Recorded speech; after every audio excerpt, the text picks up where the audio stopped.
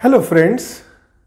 बारिश का मौसम तो वैसे बहुत सुहावना होता है, लेकिन अक्सर इसमें लोग बहुत ज़्यादा बीमार पड़ते हैं।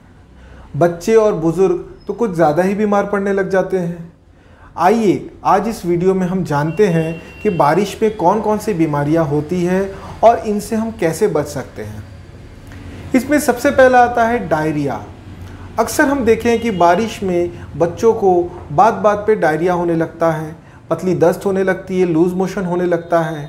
और इसकी मेन वजह है कि गंदा पानी, कंटामिनेटेड वाटर। आरओ का पानी है तो ठीक है, अगर आपके पास आरओ का पानी नहीं है तो आपको क्या करना चाहिए, पानी को उबाल के फिर ठंडा करके उसको पीना चाहिए। डायरिया होने की एक और मुख्य वजह है कंटामिनेटेड फूड। हम अक्सर क्या करते हैं, बाकी सीज़न की तरह इस सीज़न में भी बाहर का खाना बंद नहीं करते हैं और बाहर के खाने उतने हाइजीन नहीं होते हैं। तो बाहर के हाइजीनिक फूड नहीं खाने की वजह से आपको पतले दस्त हो सकते हैं। दूसरा इसमें जो बीमारी होती है वो होती है डिसेंट्री। डिसेंट्री डायरिया का एक बड़ा रूप है।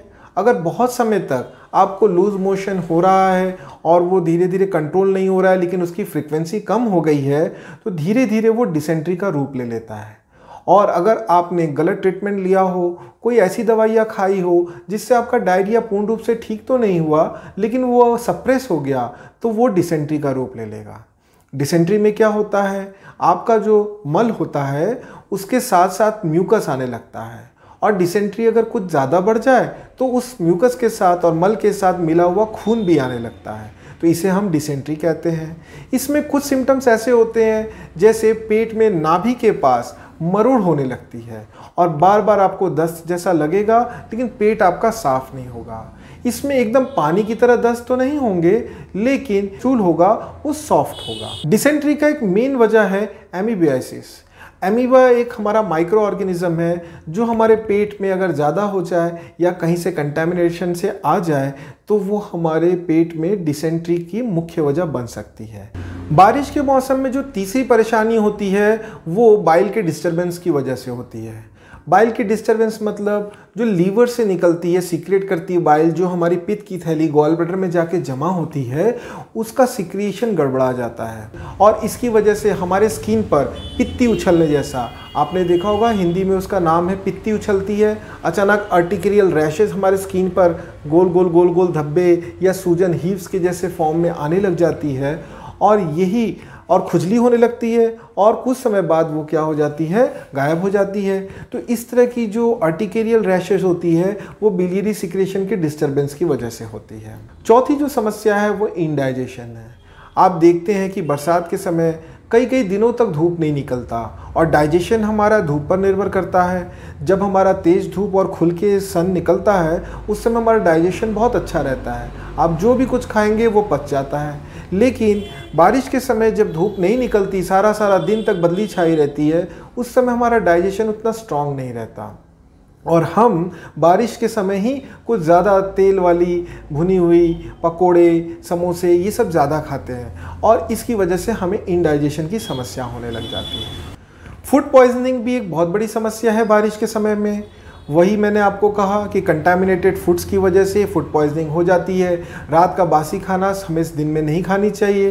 क्यों? क्योंकि बारिश के समय में कोई भी खाना, पका हुआ खाना बहुत जल्दी फर्मेंटाइज हो जाता है। अगर आपने रात को रखा हुआ या सुबह का पका हुआ रात को खा रहे हैं तो उसमें बहुत सारे माइक्रो ऑर्गेनिजम्स की संख्या बढ़ जाती है जो आपके पेट को बिगाड़ सकती है। और फूड पॉइजनिंग का सबसे मुख्य लक्षण है जिसमें आपको वॉमिटिंग होना स्टार्ट हो जाता है और साथ में पतली दस्त, ये दोनों आपकी एक साथ चालू हो जाती है। किसी किसी केस में सिर्फ उल्टी भी होती है। बारिश के समय फीवर भी एक बहुत बड़ी समस्या है। बात बात पे फीवर होने लगता है। इस समय आप देखे होंगे कि पानी जमा होने की वजह से कई जगहों पर सड़कों में, कॉलोनियों में पानी जमा हो जाती है और उन पर मच्छरों की तादाद बहुत ज़्यादा हो जाती है। इन मच्छरों की वजह से डेंगू, चिकनगुनिया, मलेरिया, इस तरह के फीवर्स हमको बहुत ज़्यादा और फ्रिक्वेंटली देखने को मिल जाते हैं। बारिश के समय जॉन्डिस और टाइफाइड भी बहुत ज़्यादा होते हैं।